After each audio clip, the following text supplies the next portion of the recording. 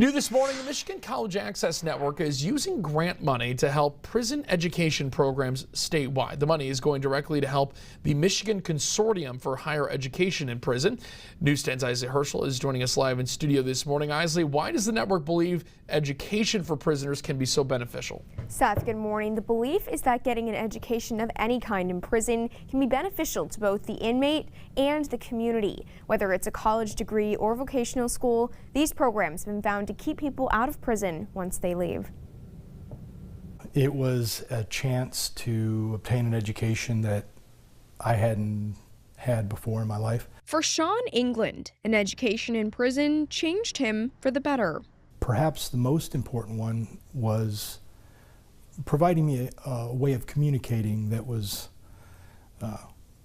much more civil, much more engaging than what I learn on a prison yard.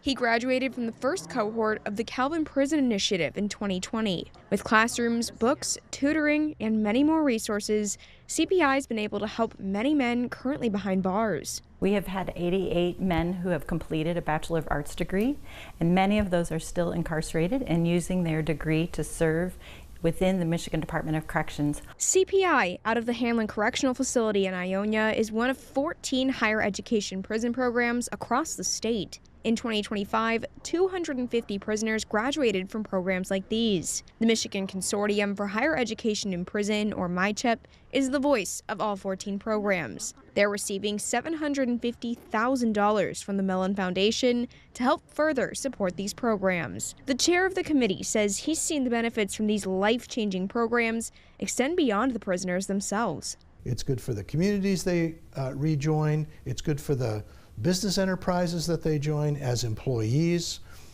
And if they end up staying in prison, it's good for the prison in which they reside.